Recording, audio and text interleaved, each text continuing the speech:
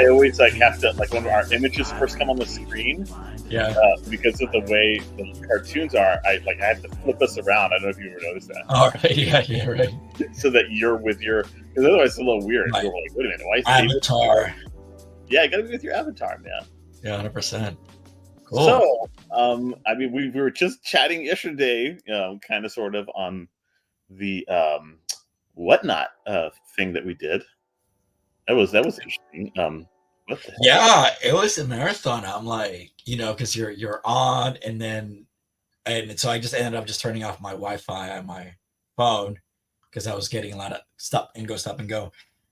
And then I was when you do one of those, make sure you have some water, have some beverage so that way you can keep it going, Yeah. And then I hot tag you, David, boom, right there.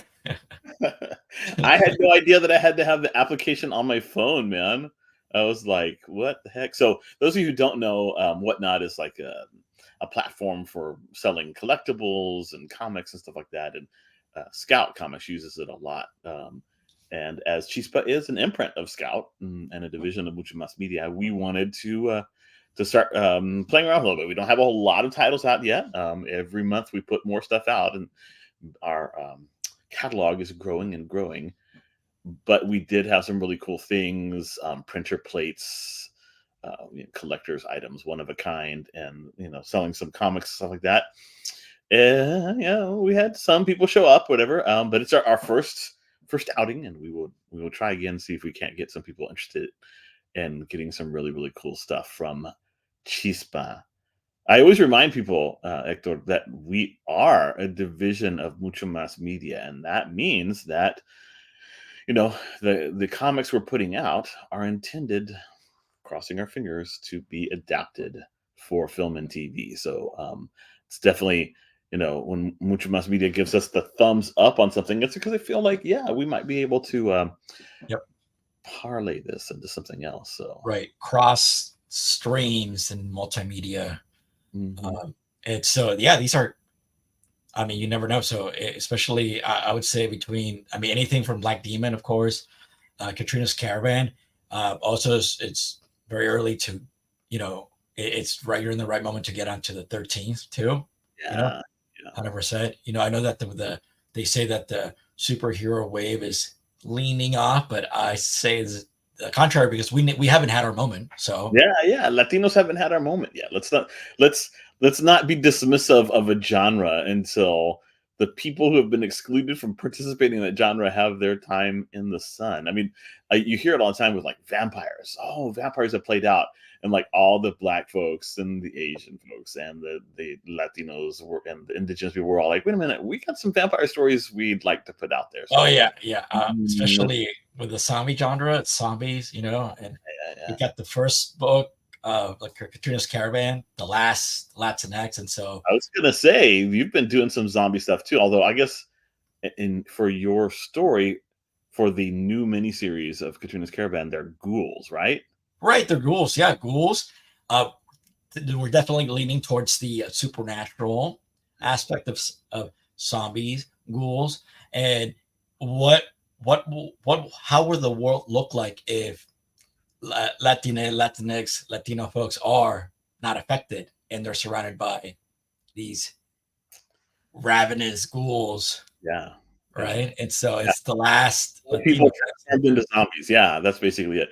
And I can tell from the cover that you have set this story in the city of Seattle, Washington. That's right. So the Pacific Northwest, which is a good segue to talk about our guest tonight, who is also from that area. Aarón Durán, or Aaron, as we affectionately call him when we're not. Aaron. I'm sure he doesn't want to hear Aaron. He's a Latinx comic writer and novelist, the creator of The Season of the BRUJA, which is just a great title. If you haven't had a chance to read it, you really ought to get your hands on a copy. He's also a producer of Geek in the City Radio and a freelance writer for hire. It's like a gunslinger slinging them words, like balas de plata. Aarón has lived in Portland, Oregon for over 20 years, hence the connection I was seeing there. But he spent his childhood in the desolate high desert of Northern California. Ooh, we should have like that like whistling kind of music from like one of those spaghetti westerns from the 60s. Yeah, 100%. He's worn many hats over the years, going from film production to radio host, and writing has always been his first love. In addition to his young adult novels, Aarón has written stories for Oni Press, Image Comics, and Activision. When he's not at his keyboard, he's in the kitchen experimenting with traditional Mexican ingredients to rediscover lost dishes. And I dare say sometimes brewing up something maybe a little alcoholic when he's in the kitchen. So let's welcome to Comics Carnales, Aarón Durán. Hello. Yeah, thanks a lot. Yes. Cool. My gosh. So right before we popped on, you were telling us that the weather has gotten a little bit better. We were really worried that the entire Pacific Northwest would be cased in ice at some point there. Yeah, we were for like a week. I mean, where I originally grew up, like we had snow. So I still laugh at Portlanders that can't deal with the snow. Yeah. But this was like 2 inches, like it was ice everywhere. Like the streets, it didn't matter. And I don't care how good you are, the ice shuts everything down. It sure does. And then we've had that experience in Texas, a few years ago we did. And we were worried that this year we would have a repeat. But luckily we got the cold, but without too much precipitation. Right. Because that can really make life miserable. And just given the stupidity of our governor and the inferiority of our electric grid, it would have been gross again. Yeah. So it's good that you guys are thawing out, and we're so happy to have you on here. We've known you for a long time. You and I, just a couple of weeks ago, we had Héctor on, Héctor Gonzalez, and you and he and I, we were part of the Mexicanics Initiative. Yeah. In the day, back in, what was that, 2018? Yeah. I will always remember, late October 2018. Yeah. I remember that because I'm sure we'll get to this eventually, but I always love telling the story. So at that moment, what became Season of the BRUJA was being looked at by Lion Forge. Mm-hmm. Yeah. And the editor I was working with, she says they're really excited, but they want a full pitch. I'll let you know when they want it. I said, great, just do me a favor. I'm going to be at Worldcon next weekend. So can you please make it not be like Monday morning? Say, I promise. They won't do that. I'll let them know. And land on a Friday, I guess, before that opening ceremony. Right. So what I didn't tell anybody then is before I headed that opening ceremony, I got an email from my then editor and said, so I'm really sorry. And I tried, but they want it Monday morning for the group pitch. Oh, God. So you were like, great. So yeah, that first Friday when we had the opening ceremony, I turned down many of hey, let's all go hang out. Let's all go do this. Because I was like, no, I have to go write. And it wasn't just a single page. They wanted the full arc breakdown. Oh, snap. Yeah, it wasn't. They already had the pitch, but they wanted to make final approval on a full arc breakdown. So I don't know, 800 words, couple of pages, characters, everything. And cut to me at 3 a.m. on Saturday, just send. Yeah, I mean, I think that's what a lot of people don't always appreciate about, publishing when you are trying to get a novel or a full graphic novel, accepted on proposal, which, if you're lucky, you're able to do, especially when you're writing novels. They tend to want you to write the whole novel first. Unless you're like, an automatic draw or something like that. And so, but when you get something on proposal, it's great. It's awesome. You have a little bit written, whatever, but they want a full synopsis. They want to know that where this train is headed. And so, I mean, how stressful that was for you, I imagine. Oh my God. Yeah, it was very stressful. But I took it in stride. We got it done. What's funny is so much of it changed from that initial. And I have to give my editor Shauna credit in the beginning. She's like, work a couple of these things in because they like that. And they said, and she's like, just so you know, we're not committed to anything in this synopsis, like at all. I was like, okay, great. Because a lot of it evolved. Yeah, I mean, we'll get into that. There was a huge evolution from that synopsis to what became reality. Yeah. When you, no matter how well you plan, even if you're like me, you're like a mega planner, micromanager, whatever.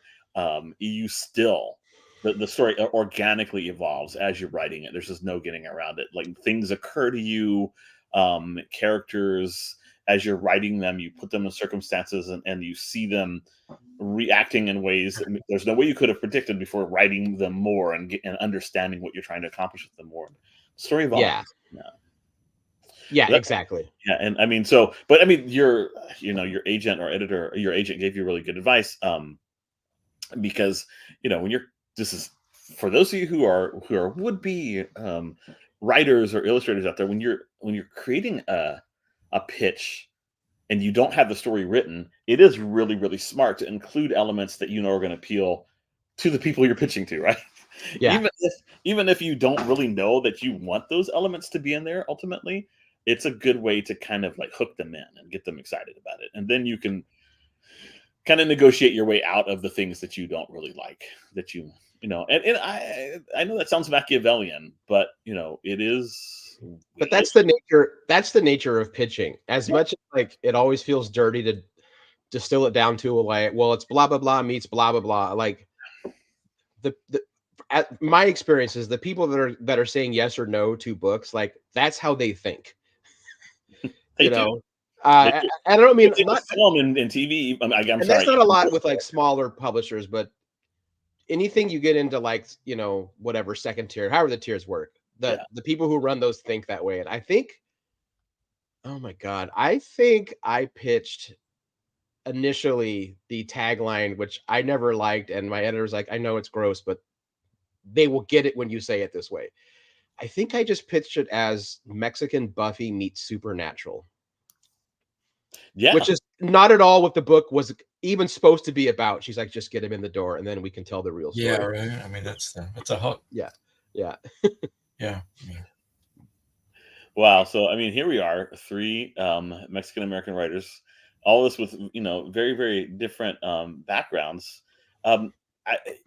You've talked to me about this personally a little bit, but I think that our listeners would be really interested to find out like how you got drawn into writing. What was your journey early on? What were those key experiences that pushed you into this madness?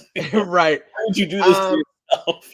I mean, I guess I've always been like a voracious reader, and that kind of turned into writing. I've always liked to tell stories since I was a little kid. I would write scripts for my He-Man and Transformers team-ups, which has immediately aged me, by the way. Oh yeah, I did massive crossovers before you could do that. That's pretty awesome, yeah. But I'm trying to think like what was the switch that was like, no, this is what I want to do. I don't know. Big part of it might be is that I spent about 5 years by myself with no friends in my neighborhood.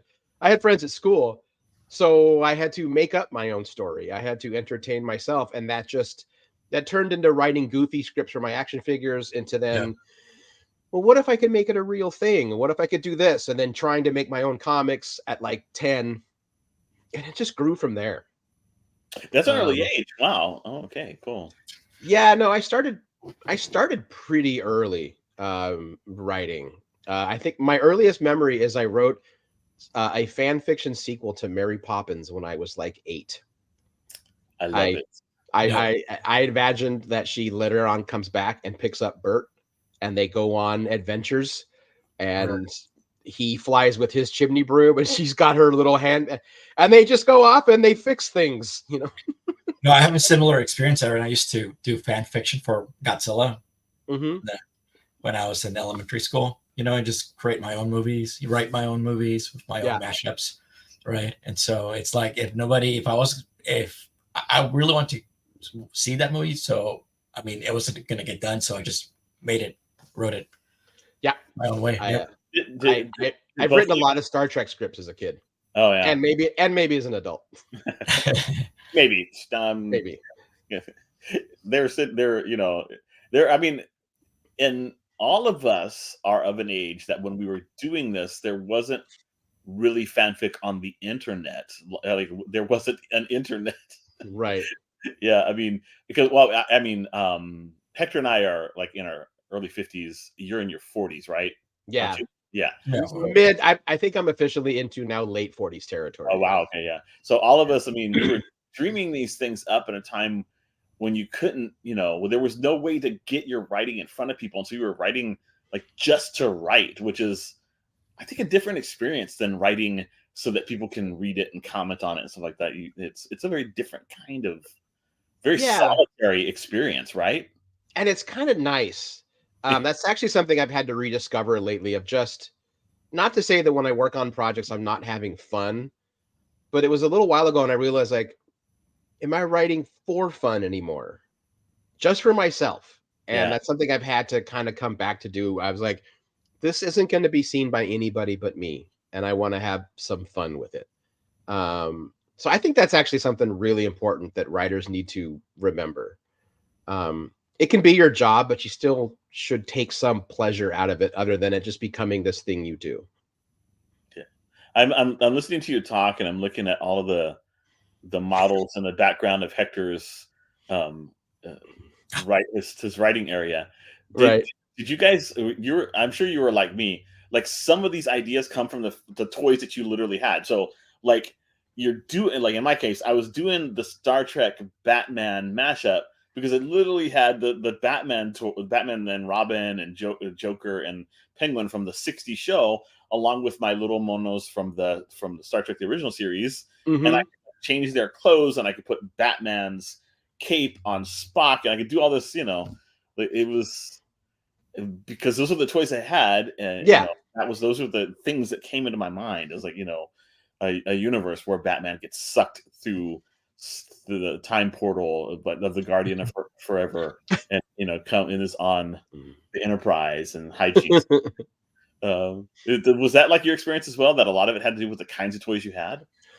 I mean, yeah, definitely. The toys I had were, you almost always integrated it, and this was also like the era of the kind of first run of like Kenner Star Wars toys. yeah, yeah. Um, I see that. and there was a lot of like creating Star Wars stories with the action figures and stuff like that.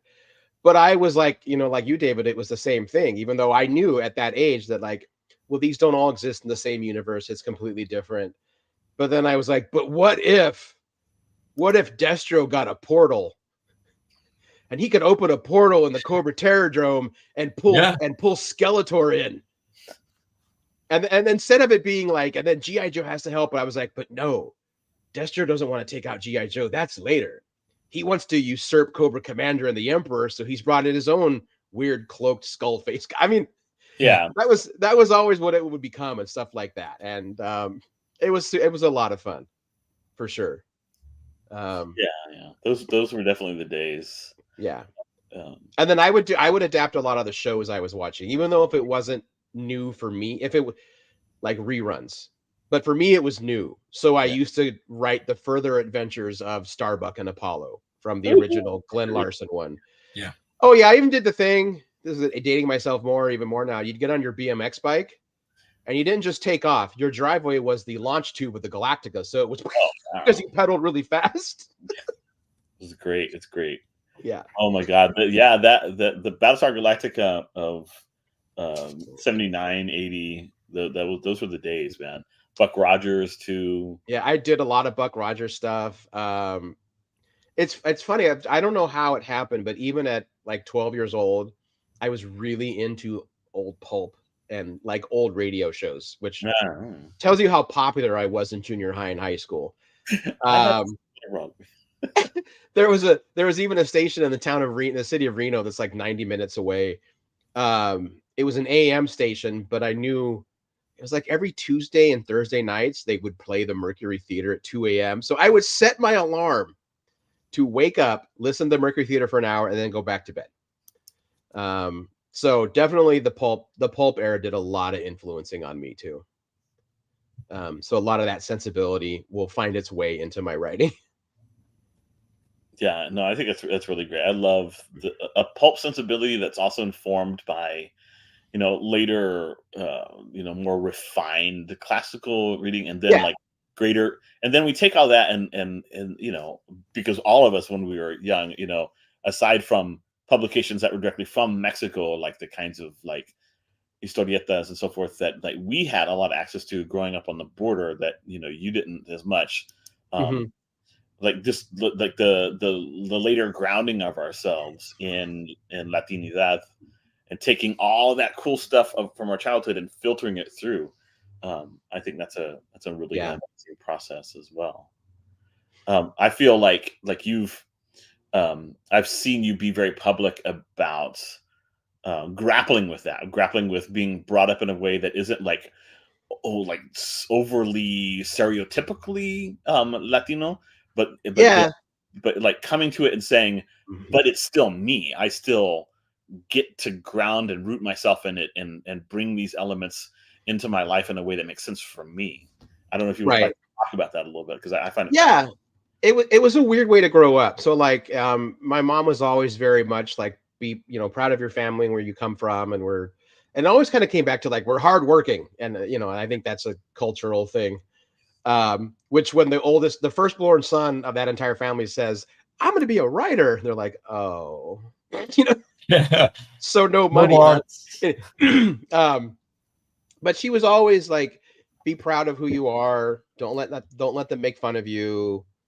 But on the flip side, I feel like she assimilated so hard that is how my sister and I grew up, and it was not until she and I were both as adults in different stages where we started to look back at like our family and where we came from and finding old stories, that were told to other family members or hunting down old recipes. Yeah. Um, and then what's interesting in the process, I would do, whether it's like using old ingredients and how I made them, or even how I would set up my ofrenda.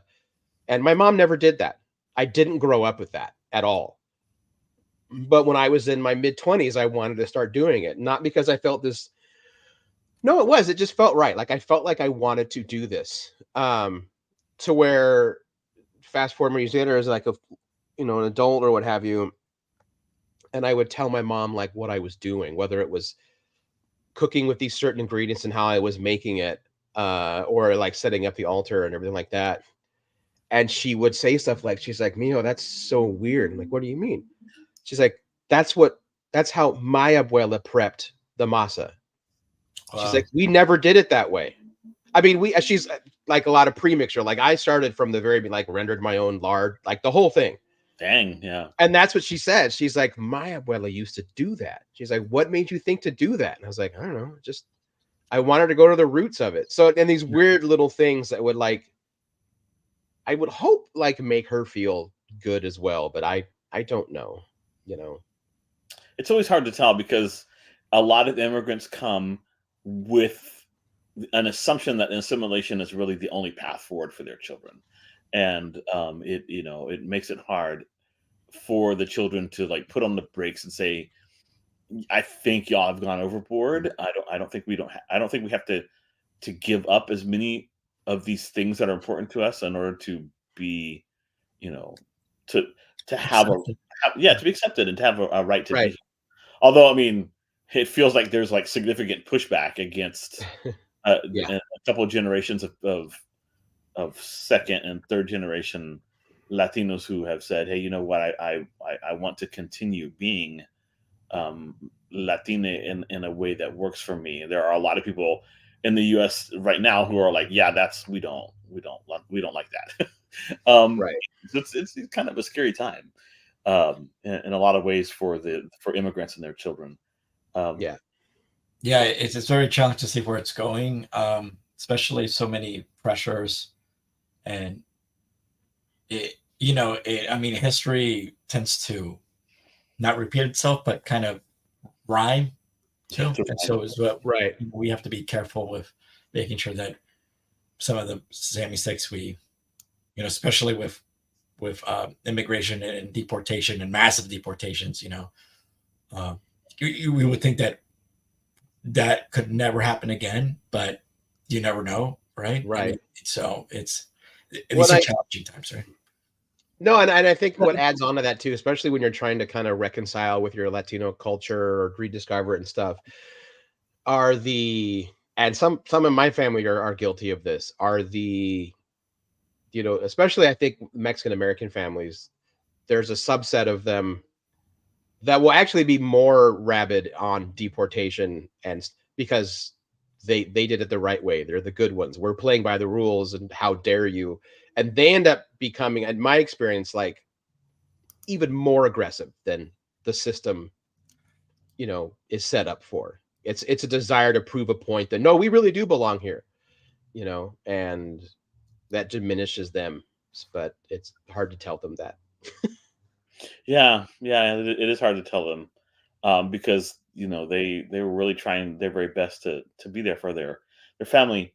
Mhm. I'm reminded of talking about this, that a lot of these are like themes that can be found in season of the Bruja. I want to Yeah. give you a chance to talk about that graphic novel in particular, and like what you were trying to accomplish with it, what happens in it in broad strokes, just like whatever. It just feels like a great segue because it does grapple Yeah. with all these same things. Yeah. Yeah, definitely. I mean, at the base story, Season de Bruja is about the main character, Altaile Cabrera. In this world, Brujas and Brujos are not completely by bloodline, but it is not something you just learn. There's a line of people that the blood is passed down, and their position in the society was to, handle funeral ceremonies. That they were the bridge between the living and the dead. That was their main job. And in this series, she's led to believe that she is the one of, if not the last Bruja. And her abuela is slowly trying to teach her what she needs to learn to move on. But tragedy strikes, and Althelia has to go it alone. And it's very much about not only reconciling the loss of a loved one, but the act of then I was in the process of understanding and reclaiming my culture, and my one connection to it is gone now. Yeah. So how do I deal with that? And I don't want to give too much of the book away, but it even involves like not even just like symbolic searching, but like physical searching of like, how do I get this back? But mixed with that, I wanted to have some fun. So she works in a supernatural museum, basically a paranormal museum, with a were-coyote and a chupacabra, or at least my versions of a chupacabra. Right. Yeah.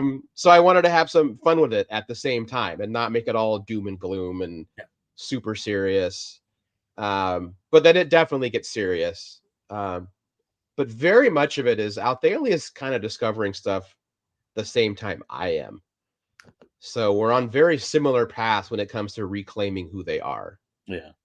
And that's been a lot of the fun. And that's been something I feel like a lot of the feedback that myself and Sarah Solar gets is that, and it doesn't matter ethnicity. I'll get a lot of like, I am a child of like two groups. Like I'm half Greek and I'm half American mud or whatever like that. And even they were like, it's not my culture, it's not my language, but I got a lot of it. Like I understood not knowing if you belonged in either world. So how do you move forward?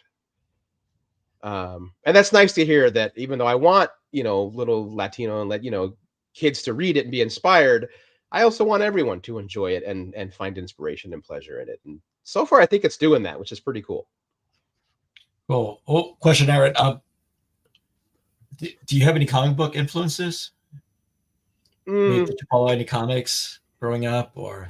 Yeah, I mean, I grew up with very just your standard. I feel like in the Duran side, you're a Marvel or you're DC, and what that mainly is you're either Batman or you're Fantastic Four. Right. And I grew up on the Batman side. So I think I learned Batman comics helped me learn how to read and stuff like that. And I just really got into it. Like I really got into the escapism, and I loved Batman and all his villains and stuff. Yeah. when I got into my early teens, this is back when you could still buy them off a spinner rack. There was one spinner rack in my hometown, and she got Batman and Detective Comics. The editor at the time was Denny O'Neil, legendary writer Denny O'Neil. And in that era of his career as an editor, he wrote this column called From the Den. And they used to put it in the center of the book, not in the letters pages, in the center. And eventually I realized that I was reading that before I was reading the story. And then I began to research Denny O'Neil and stuff like that. And it built like that. So that was the first inspiration. And the second one of all things was I had stumbled upon an issue of Dark Horse Presents. I think I was like 13 or 14.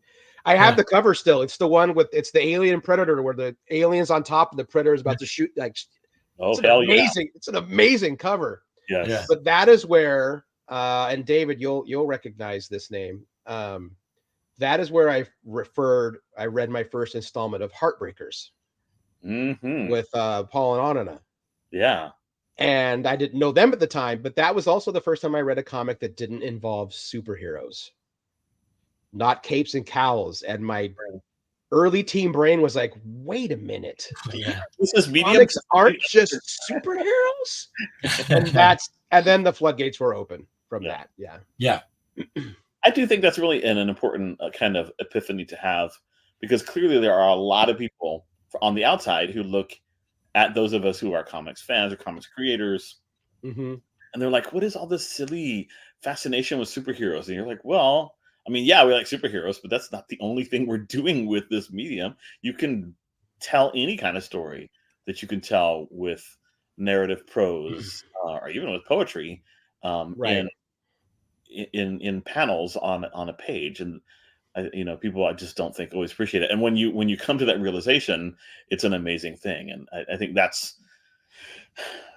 we've kind of crossed the Rubicon of that. There are lots and lots of English teachers that now understand this is, a medium I could use in the classroom. This is a way to get kids excited about engaging with story and ideas in a book. And it's a kind of an entry drug to other types of a genre, if you will. Yeah. Right. Yeah, I am really proud when I found out that Season of the BRUJA is in a lot of school libraries and is being taught in some middle schools or junior highs, and that's really nice to hear. That was one of the things we were really hoping was reaching that group. Maybe a group that doesn't get to a comic book shop, but they get to a library. Absolutely. And it is an increasing over at Chispa, we've got a lot of YA and middle grade stuff that we're going to be rolling out the second half of this year, and then going into next year, we're really trying to shore up, that part of our offerings, because that's really, really a place where, frankly, you can make a huge impact, and where you could tell a variety of stories, and you have readers who are ready for it, and now you've got teachers who are down for doing that, and librarians who see it as important. The American Library Association, the Texas Library Association, lots of different organizations now have lists of recommended middle grade and YA graphic novels for use in the classroom. And if you get librarians on your side, heck yeah, that's what you want. Yeah, we have massive numbers from libraries. Not to get on the down and dirty of the numbers, but we have massive numbers for libraries, which is pretty great actually. And I'll hear from a librarian every once in a while.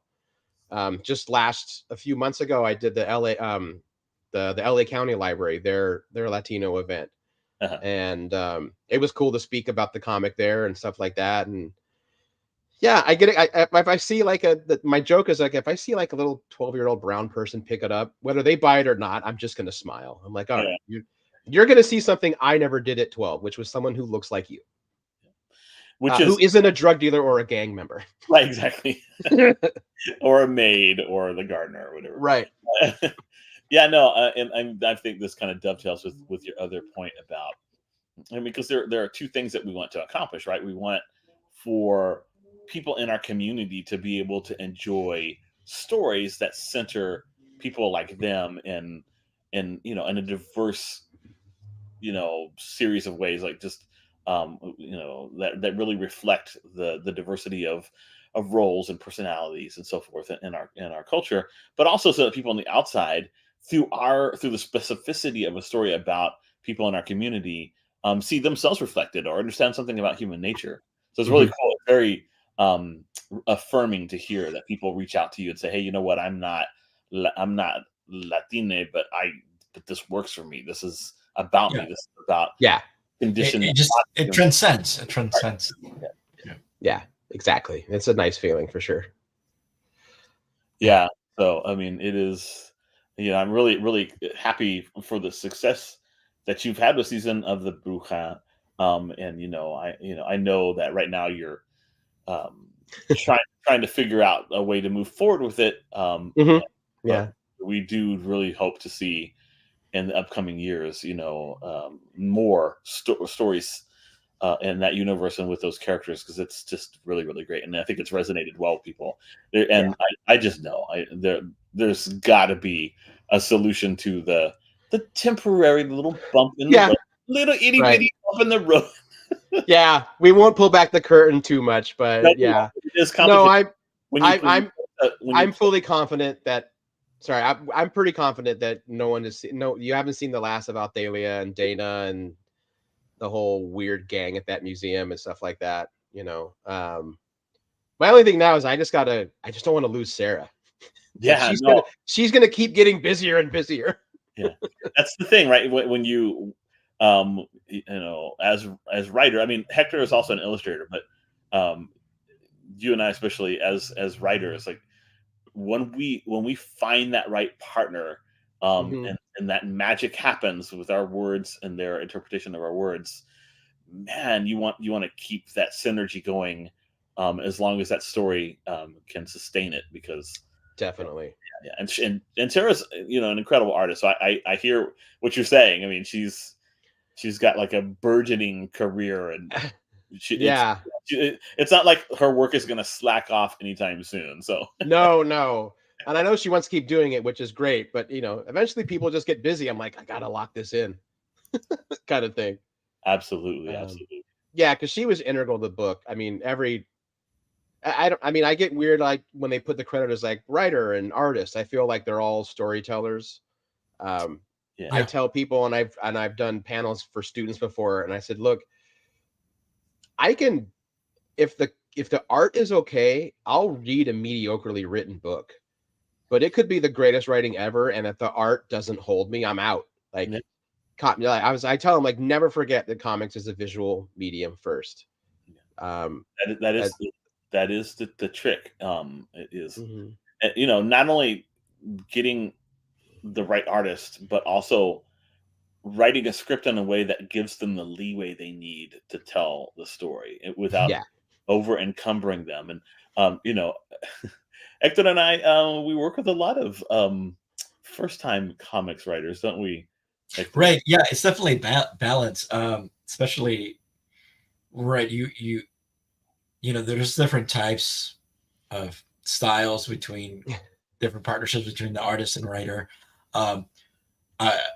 There's some that you give them too much rope and they hang themselves. Right. Their own story, but there needs to be an understanding between the writer and of the message and the backbone of the story. And of course, David and I have also dealt with some cultural misunderstandings too. That's something new for us that we've, I've had that challenge before, but this is a not so, I'll say frequent, but it's just something that we need to keep an eye out, especially for those that are working with partnerships that are multicultural partnerships. You have to make sure that there's an understanding of a specific word meaning. So sometimes you have a Mexican writer, you have an illustrator from somewhere in South America, and there's not always like a one-to-one correspondence and their understanding of the world. So that's where editors come in, and sometimes you get like happy accidents that occur because of that. Yeah, it's true. I was talking. Go ahead. I'm sorry.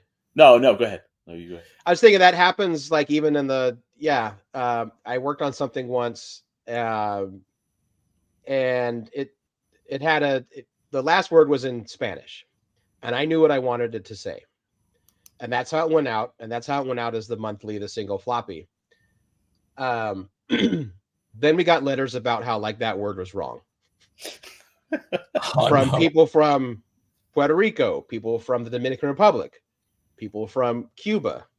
So much so that when it went to the initial trade, they changed the word. And I was like, okay, this word doesn't make sense for what I want it to say. So that I basically then made my case again between the trade and when it be included in the hardback collective. And now my original final word is in there. Yeah, good. And it's just one of those things you tell people like, well, it's all Spanish. I'm like, yeah, but there's tons of dialects. And then there's also just cultural differences. Even with The things. only thing we can all agree on is we don't reference Spain. That's kind of it. That's it. That's one thing we all Latin Americans have in common. None of us say boleto. That's the joke. Yeah, None of us.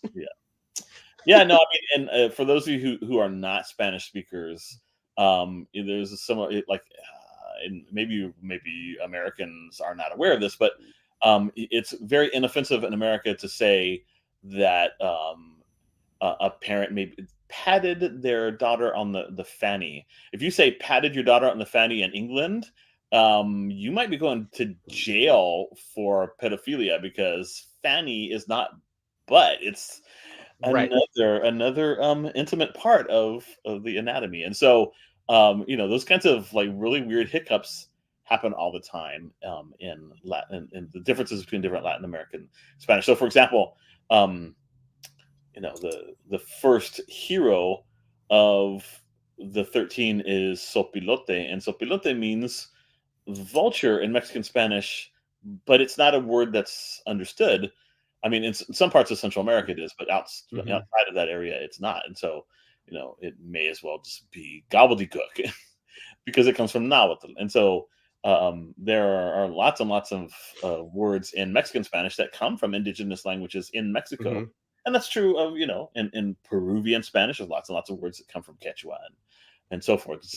That is often the case. And but I am a big believer in, if in your book, the main character is Mexican American, then that character's Spanish needs to be Mexican American. And if that means that people in Puerto Rico and Cuba and the Dominican Republic and elsewhere are scratching their head like, what? That's fine.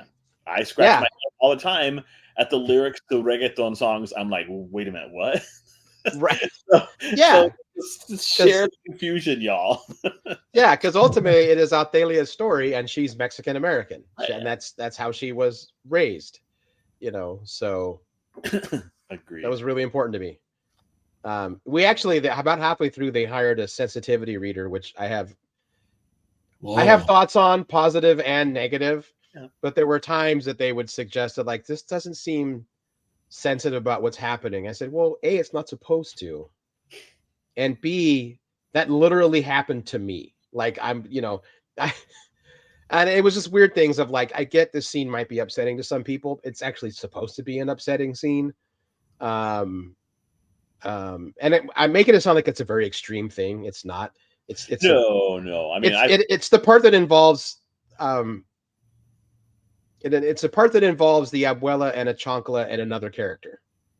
So it's actually a part that when I'm writing it, I'm chuckling because this other character's like scary, and she's like, and this reader was like, I know it's funny, but that may offend some readers if they were, if it happened to them in the past. I'm like, well, it happened to me. That's why I'm writing it. Yeah, exactly. I mean, you can put a content warning. So some content warning. Chanclazos. Anybody who has like trauma around the chanclas, you maybe just skip page whatever it is. No. She doesn't even throw it. She just holds it up. Yeah, no. I mean, so that's going from to me, a sensitive reader is just it's not the right word. There should be a cultural expert. You bring in a cultural expert to read and make sure that the Mexican American content in your story like resonates across the spectrum of Mexican American identities or something like that, right? That they just want to make sure this guy from like Portland is like writing something. And then that's what they should restrain themselves to commenting on.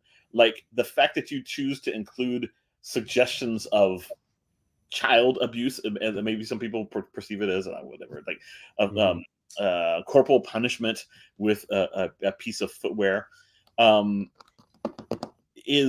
That's an authorial decision. That's a decision about, like, what kinds of motivations and background and so forth the characters have. That I just don't feel that that's incumbent on a sensitivity reader to. And ultimately that's how I felt too. And I mean, in the end, it was always my call to begin with, but it was still conversations that wound up happening. And so which is fine. I mean, and it's no big deal. Yeah, if the sensitivity reader wants to comment, you went, okay, well, thank you for your input. I'm going to completely ignore it now, but yeah, thanks. That was a lot of it, and they're very nice, and I'm super grateful for them, for sure. Oh yeah. So, I've had the same thing. I've had, cultural experts, sensitivity readers come in, usually when I'm writing secondary characters that are from like different cultures other than Mexican American, like we did with the Witch Owl Parliament in the first Clockwork Curandera book. We had an indigenous, a Native American reader go through and give us feedback on some of those kinds of things. And for the most part, I went with the suggestions that she gave us, but there are one or two things that she happened to say that I was like, yeah, I could see where, from your perspective, that you might see that as iffy, but I'm writing the story that I want to write, and I feel this works, and so to me, it's just, this is like a bigger thing when you're writing for children, right? When you're writing for children and teens, publishers just want to make sure that we're not doing harm, and that's a good goal, to not do harm to readers. Sure, some harm has been done to readers, right? So when you're writing for adults, screw them. if they can handle it, right. Just put your book away. When you're writing for kids, though, you don't want to do harm. No. Yeah. But it's okay to scare them a little bit. I mean, absolutely, scare you gotta, them. Yeah. Leave them with some images that linger in their minds. Right. That when I wrote my first novel, it was like, I remember reading things at 8 years old that were terrifying to me. Yes. You know what? We don't scare children enough. Yeah. So I was like, I'm going to write this rural story, but aimed at middle grade readers. Yeah, I mean, I was, grew up in a Mexican American household. You're getting scared from the time you are very young, and so I guess you build up like a tolerance for it. And my abuela, when she first read the comic, she's very happy for me. Then she got really quiet and was like, "What's wrong?" She said, "Mio, I just don't know where all these like dark things come from. We didn't teach you that." And I was like, "You used to warn me about El Cucuy on almost a nightly basis." No, I didn't. Okay. Okay. Now we're rewriting the past, are we, Grandma? All right. Yeah. You used to warn me about La Llorona if we walked by the river too close. Yeah. Oh, well, those are just stories. I'm like, yeah. She's like, I didn't print them in a book and give them to other children. You're not supposed to listen to what I say. Right. I didn't know you were going to parlay this into a career. Right, exactly. Yeah. Héctor, did you grow up with a bunch of scary stories too when you were little? Like, what kinds of stories? I would think that, especially when you're out with your parents, you're with your mom or your abuela, and they point to, if you wander, they warn you if you're wandering off, te dicen, no sé, ese señor te va a llevar. They'll point to, like, and if you're the señor that they're pointing to, you're like, like, what? Somebody's thank you for like making me into a monster in front of your kids. Right. It's gonna take you away. Don't run. Like, no. Or like they're crying and you're looking at them and you're like, and they're like, look, mira, el señor te está mirando, te va, se va a enojar. Like, I'm gonna get mad because your kid's crying. Like, what are you implying I'm going to do to your just? But yeah, that's a very typical thing. Mm-hmm. Yeah. Oh, gosh. So what do you have coming? What's in the works? What are you working on? Anything that you can share with us? Yeah, I've got a few stories. I'm at that spot where it's like, do I want to keep pitching, or do I want to just really push on my own again? But yeah, I definitely have some stories that are in the works. It's one of those things like, how much can you talk about without giving stuff away? Yeah. But I'm definitely still hanging out with monsters. In one of them, because I grew up with the classic monsters. It's still in my blood, I feel like. So So one involving like what you consider a classic monster, but a little fun take on it. Yeah, there's a few other things. Comic scripts. I'm actually slowly dipping my toes into writing for TTRPGs. Ooh, cool. Yeah, I mean, I grew up playing them. I still play them. I run them. So I've been kind of, taking a stab at writing them, seeing what that's like. Cool. Yeah, no, there's a lot of, I can imagine a lot of really fun things that you could do for a tabletop role playing game. For those of you who don't know what those initials stand for, it took me a second to like figure it out. Oh, sorry. That's okay. No. I mean, my children play all kinds of games. I'm just not a gamer, but I hear them, and so I know stuff in the back of my brain.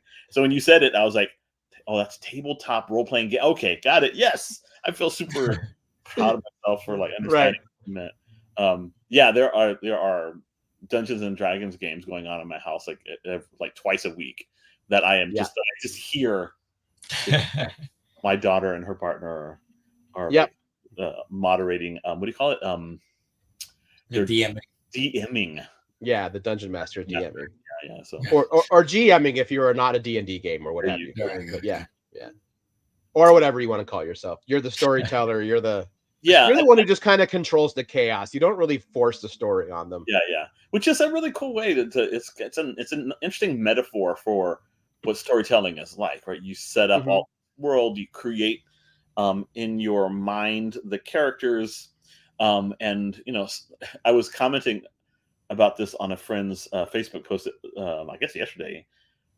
We kind of have an understanding of how this works, because there are these things called mirror neurons in our brain that we use to be able to predict the actions of other people by creating like mental models of what their interior life must be like. So we try to we create little mini versions. Like I have a mini Hector in my brain and a mini Aarón in my brain. And as I get to know you bit by bit, like more and more precision accrues to these models. And I can be like, okay, I bet if I say this to Hector, he's probably going to say this, because in the 6 years that I've known him, he typically, it's nothing. It's not conscious. It's all unconscious. But we hijack that mechanism as creators to create these like really stripped down, almost like caricatures. And then we imbue them with motives, whatever. And so then unconsciously, there's a part of our brain that's like kind of playing around with them the way we played around with like monos when we were kids, little action figures. Except that these are a little more animated and be doing things on their own. So it is to me, it's kind of a role playing game. It's like role playing game you play with parts of yourself. It's really weird. Yep, and sometimes you have to act things out. Yes, you do. I am both torn on wishing people could see me doing it and being horrified at the idea of during the writing process when you do fight scenes that you want there to be sound effects. So there aren't a lot of fight scenes in Season of the BRUJA, but the ones you see, and you see things like that's because I made that sound, and I'm flailing because I want to get a feel of the movement in the scene before I write it, so that I could adequately express to Sarah, this is the vibe we're going for. And but other than that, the SFX is going to look like on the page, right? There were a few times in the script I actually would write a note saying, what do you think? Should this be a line of dialogue, or should it be an SFX in the background? Just to like really emphasize. And that happened more and more because Sarah's got a lot of manga in her, like some of her sensibilities are in manga. So instead of a character saying a word, you just make it a huge font in the background kind of thing. And working with her made me more comfortable with that. So Hector is of the two of us, Hector's the one who does that like more easily. I always like it when I read his scripts and it's like SFX and it's like some, and so now I'm gonna imagine him with this like little Godzilla like Krakoom thum. Yeah. Oh yeah. No, it happens. Did you use any of any tabletop influences on Season of La Bruja or D&D? I mean, look, I'm not gonna lie. Everything I write in my head, I begin to immediately imagine how it would work as a role-playing game. There you go. Yeah. So yeah, I do bring a lot of that sensibility in, just because that's who I am. Cool. you know, and I got again lucky with Sarah in that she knows a lot of TTRPG terms and stuff, so I can kind of shorthand certain things. Okay, that's cool. Or I could say there's a scene where Altalia is trying to like do magic on her own, and basically she gets distracted, and I think I just wrote, so she rolls a nat 1 on her spell and it blows up in her face. And Sarah knew exactly what that meant and drew the panel of the after effects of that. Yeah. And I didn't have to explain anything. She knew exactly what that meant. Yeah. You know, have it blow up in her face, but also in the most comical way possible. Yeah. Yeah. Because it's nat 1. I mean, yeah. That's awesome. Yeah, Aaron, it has been such a pleasure talking to you. We're gonna, you know, and I'll say this publicly because then I'll have to be held to it. Really, Hector and I really want to find something that we can like put in front of you and say, hey, why don't you collaborate with us on this? Why don't you know, write for this Chispa IP or let's collaborate in X or Y or Z way, because we have a lot of respect for you. And thank you. that your voice would be like just like a perfect addition to the group of writers that already are working with us. So y'all, here you heard it first here, and be on the lookout in the next couple of years for some kind of collaboration between. There'll be something. No, it'd be a blast. I would love that. It'd be so much fun. Yeah, then we'll get on Roll20 online to play. There you go. I'll run the game too. We're gonna bring you in as the Chispa GM, bro. Right. I know for a fact that some of your favorite kind of Marvel and DC story arcs started as role-playing adventures that were then adapted. I could name 3 right now, but I won't say to protect the innocent. Yes. And also just so that so their lawyers don't come after us, right? It's this we'll steer clear of the Marvel and DC lawyers. They are sharp. I mean, to be fair, it was their own game that they then adapted. So, you know, there's something. Did not know that. It's cool. Yeah. Well, we wish you all the best, man. So thank you for taking the time to chat with us. This was great. Thank you. I had fun. Everybody, please look for Aaron online at aaronduranwrites.com. He is also on social media, usually as at Geek in the City. Yeah. He's still, and we refuse to call Twitter by the other name. No. And Instagram and right. I don't know. Right. Are you also on? I haven't used the name. Are you on TikTok too? I mainly just share other stuff. I think I've made like 5 videos, and they're all role playing themed. They're all. I just can't make it where I don't know. It's so weird, but anyway. Yeah. All right. Well, but I mainly just share stuff. Yeah. Yeah. Me too. But you take care of yourself. Everybody, please get into the BRUJA if you haven't already. And Aaron, thank you for coming on the show.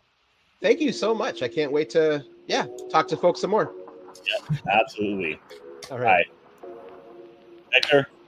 Yep. As always, 2 weeks, guys. In 2 weeks, we will be talking Dragonfall. Yeah, it's gonna be good. Yes, Veronique and Anna and yes. So be on the lookout. Catch up.